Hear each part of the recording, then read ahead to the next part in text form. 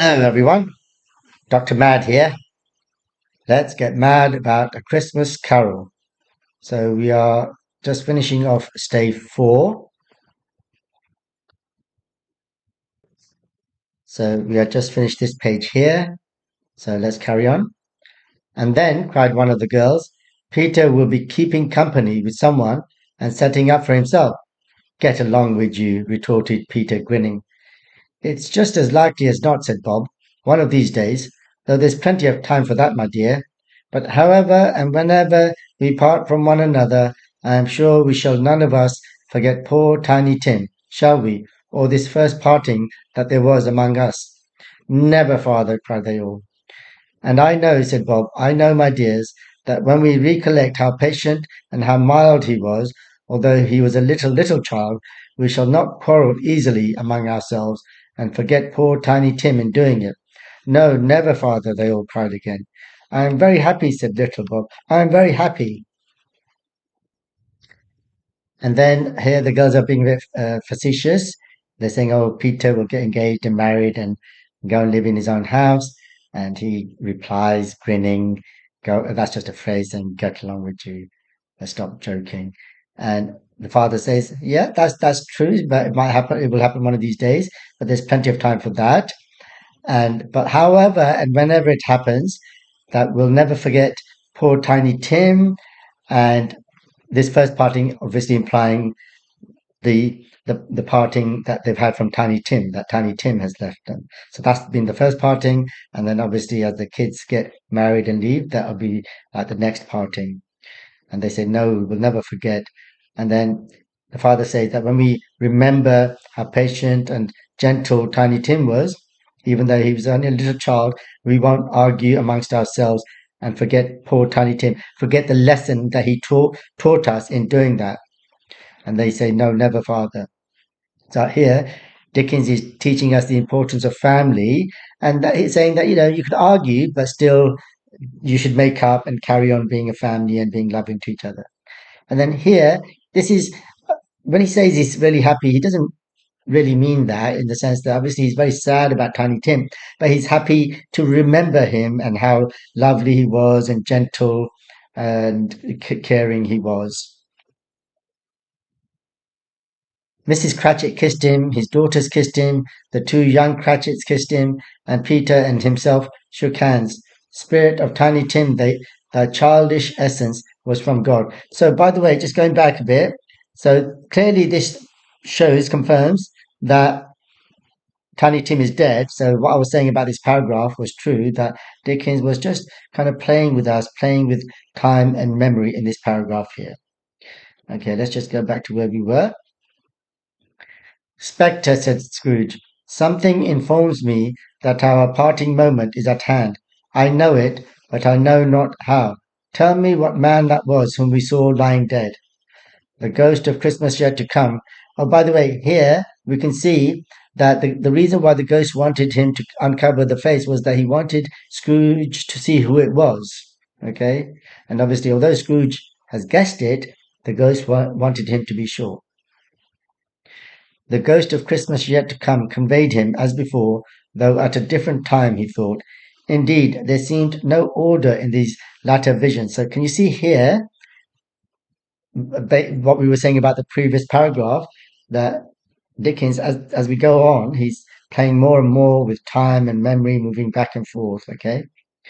Save that they were in the future into the resorts of businessmen, but showed him not himself. Indeed, the spirit did not stay for anything, but went straight on, as to the end just now desired, until besought by Scrooge to tarry for a moment. This court, said Scrooge, through which we hurry now, is where my place of occupation is, and has been for a length of time. I see the house. Let me behold what I shall be in days to come. The spirit stopped. The hand was pointed elsewhere. The house is yonder, Scrooge exclaimed. Why do you point away? So here they all kiss each other.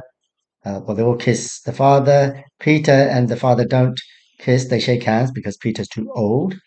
And then here, Spirit of Tiny Tim, thy childish essence was from God. So this technique, do you remember? I taught you that technique just a short while ago. So when you talk to something or somebody not there, it's called apostrophe. Same spelling as the punctuation mark, but it means something different. It means when you're talking to something or someone's not there.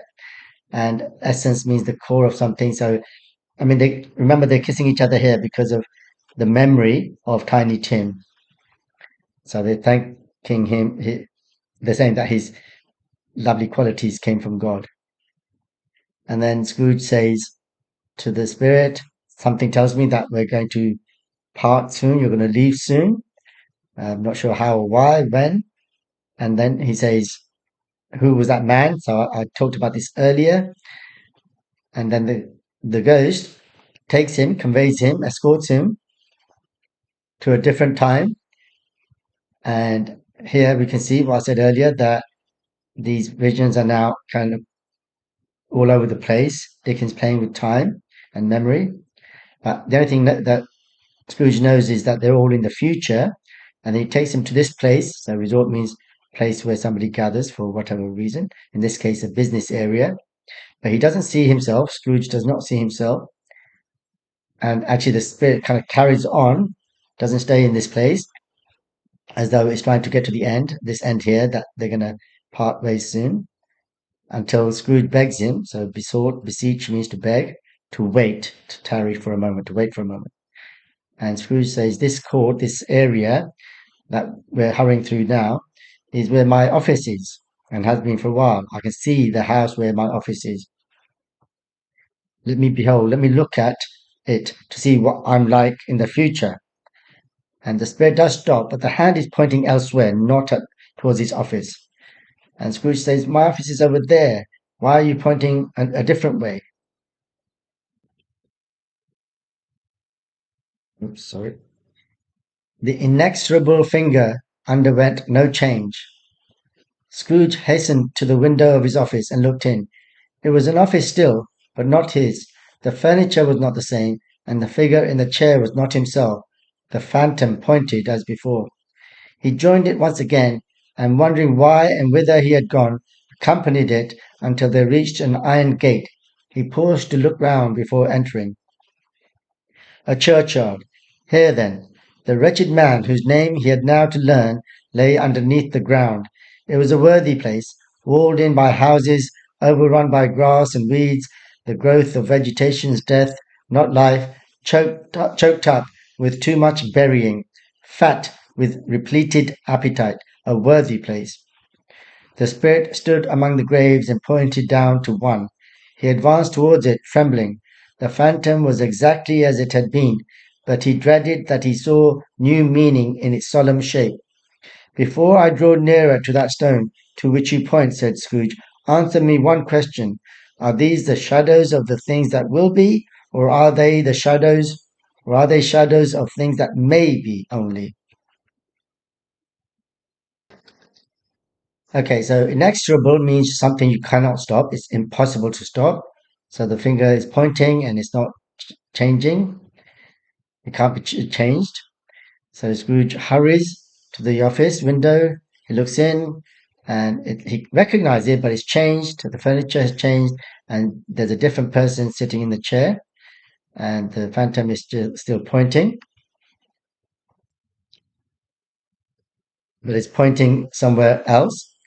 And then he goes to the phantom, wondering why and where he's gone. So this means where.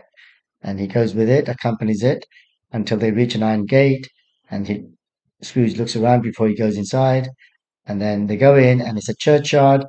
And he realizes, okay, this is where we're going, and this is where the dead body that he's seen before. Obviously, we know it's Scrooge, the wretched, miserable man, who he's now going to find out who it was.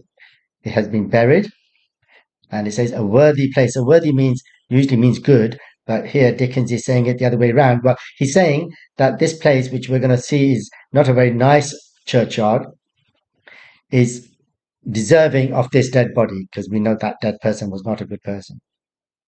And the churchyard is surrounded by houses. It's overrun by grass and weeds. And obviously, weeds are not usually a good thing. They're more like death than life because they choke off other plants, yeah, kill off, suffocate. And so there's too much burying in here. And this line here is just being Dickens being poetic. Don't worry too much about it. So fat with repleted appetite. So fat, Dickens is using personification here that the churchyard is fat. In other words, it's got too many bodies. Replete means full of, right? Appetite. So don't try to interpret this too literally. But basically, Dickens repeats that it's a worthy place for people who are not very nice. So what Dickens might be suggesting here is that there would have been different kinds of graveyards and graves. So if you were rich or if you had family who was close and would look after you, they would put you in a nice place. But here, maybe this graveyard is where people end up who don't have family, who are either poor or they weren't very nice to other people. So they just, the relatives didn't care about where they were buried. Okay. And then the spirit finds a grave and points down to one of the graves. And Scrooge goes towards it, advances towards it, trembling. Now, the phantom hasn't changed, but mentally, emotionally, Scrooge can fear that he sees some kind of a new meaning in its serious shape. Okay. And then Scrooge says, okay, before I come there, so he's going to see the name on the gravestone. Okay. Answer me this.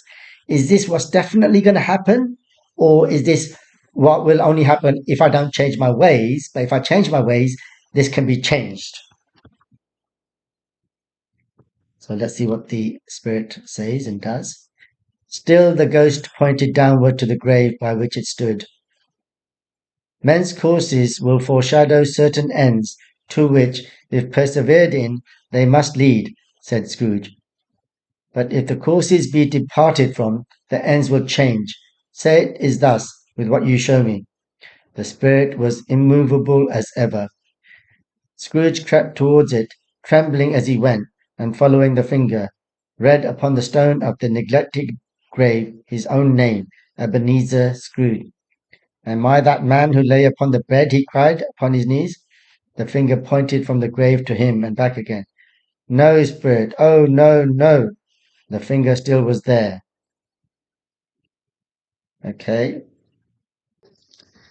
Okay, so still the ghost points, uh, doesn't reply. So notice that the third spirit doesn't ever speak, never says a word. Okay.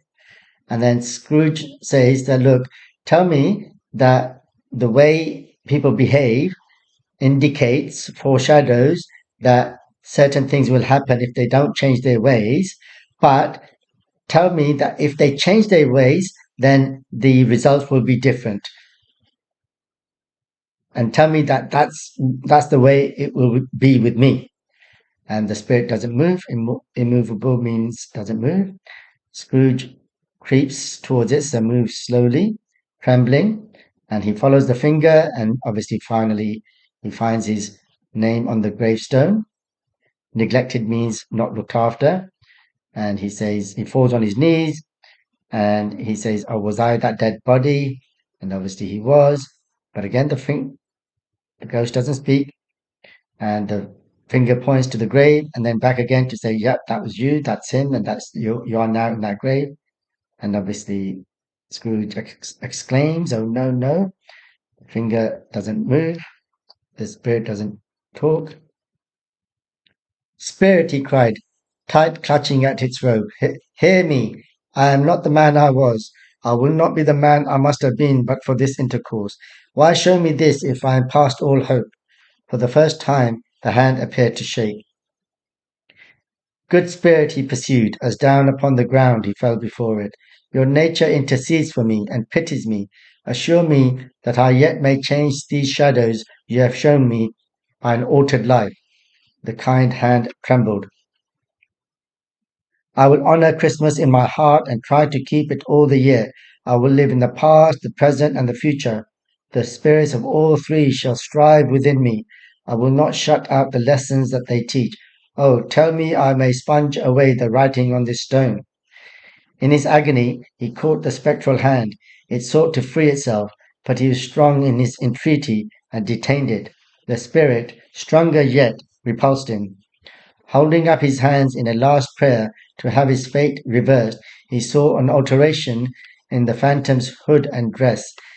It shrunk, collapsed, and dwindled down into a bedpost.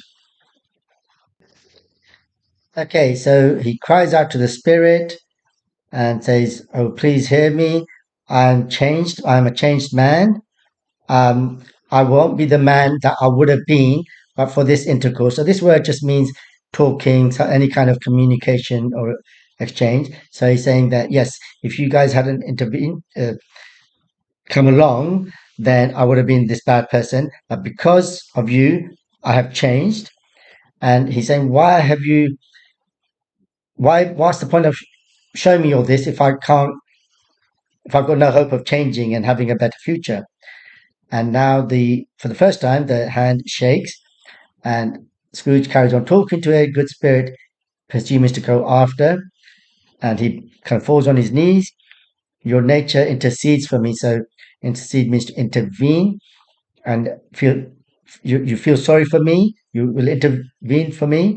Please tell me, promise me that I can change these memories. I can change what's going to happen. Okay, so the word shadows Dickens uses to mean memories or images quite often, but memories here or possible futures, and tell me that I can change what's going to happen by changing my life, by an altered life, by changing my life. And now this line is really important because it says the kind hand trembled. So remember at the beginning, this third ghost was presented as a very dark, scary figure, but actually it's going to turn out it's really, really kind. It's the last spirit that is going to help Scrooge to change his ways. And remember, the whole purpose of all these spirits was kind. It was to help Scrooge to change. And he says, I will honor Christmas in my heart and try to keep it all the year. So notice here that actually he's saying that he won't just be good at Christmas, he'll be good all year. So Dickens also, although he said Christmas should be a special time of year and he kind of reinvigorated the idea of Christmas, he would also agree that you shouldn't just be good at Christmas, you should be good all the time. So he's saying, I will learn from the past, I will live in the moment, and I will do good things for the future. So all three spirits will work hard in me. I will not forget, I will not shut out, I will not forget the lessons that you've all taught me. Please tell me that I can wipe away, sponge away, wipe away the writing on this stone. In other words, wipe away his name from the stone. Now, that doesn't mean that he'll never die. It just means that he will live a good life and hopefully be buried in a different place, in a nicer place, by people who love him and who remember him and who come to visit his gravestone after he's dead. And then agony means mental or physical pain. In this case, mostly mental. The mental pain usually is felt physically as well. He catches the spirit's hand, and the spirit tries, seeks to free itself. But Scrooge is strong in his begging. Entreaty means begging, and detains it means to hold on to it. So he manages to hold on to it, but the spirit is stronger and tries harder, and eventually manages to free itself and to repulse him, which means to push away. And then here Scrooge holds up his hands in a last prayer to have his fate changed, turned around, reversed, and the ghost changes, the phantom's hood and dress changes, and it shrinks, collapses, and dwindle means to kind of die down, fade away into a bedpost. So obviously, Scrooge is now magically back in his room, and the ghost has kind of turned into a bedpost. Okay, so that's the end of stave 4. There's one more stave, but that's quite short. But before we finish this video, we'll do a summary and questions and answers and so on, and key quotations as before. Okay, so let's have a look at the summary. So at the beginning, the third spirit is described in more detail. Remember that it's already arrived in the last chapter. It's shrouded, means covered, in a deep black garment, piece of clothing, so that nothing of it can be seen. It is tall and stately. Stately means dignified.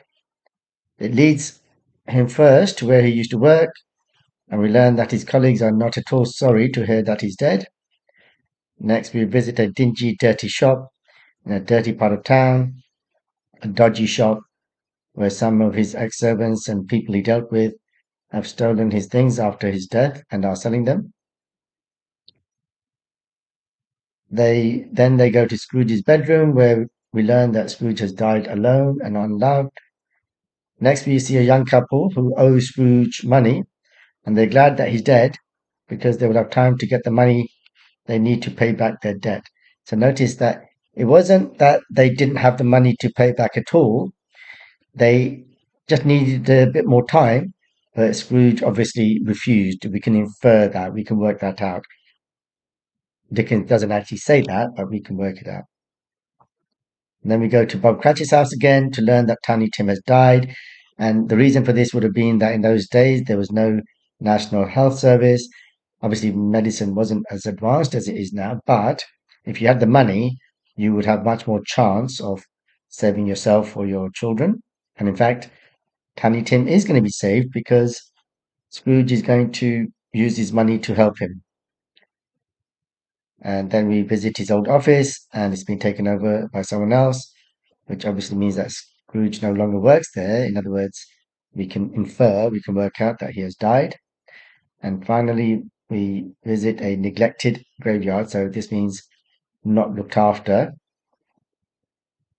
And he's buried in a grave that is also not looked after because no one loves him. No one comes to look after his grave or put flowers on it.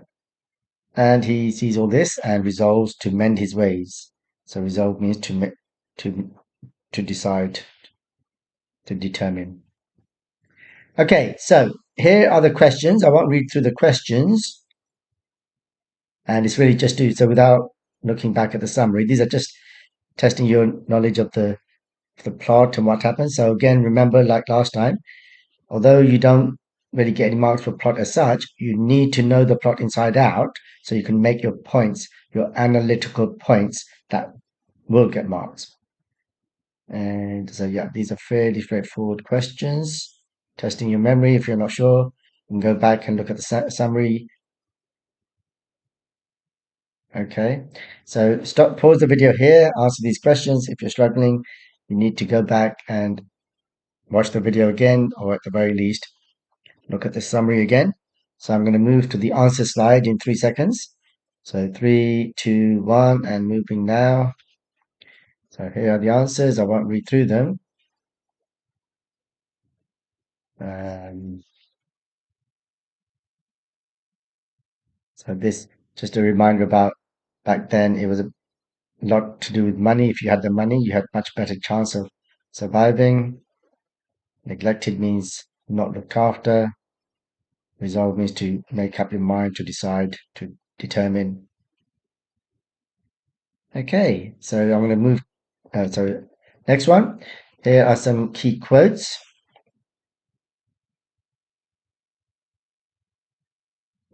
for you to learn, and here are some questions to help you remember and to practice your analytical skills, which is what you get marks for in English. Okay, so I'm going to move to the answer slide in 3 seconds. 3, 2, 1, and moving now. So here are the answers. So apostrophe. So notice it's spelled the same as the little exclamation mark, but in this case, it's a technique. Shakespeare uses this often as well. If you've seen if you've done the Macbeth course on this channel, I would have mentioned it there as well. So it's when you address an object or an abstract concept. So abstract means non-physical, so it's an idea or an emotion. So in this case, death is obviously not a physical thing. It is real, but it's not like something you can touch physically. It's a very powerful technique, apostrophe. And so there's the answer there. And for 3, so yeah, you can read through that. So I won't read through it. Okay, I'm going to move to the final slide. So, as always, if you found this video useful, please do subscribe and tell all your friends about it. So, that's the end of Stave 4. Stave 5 is quite short, so we're almost there. So, see you in the next video where we'll go through Stave 5.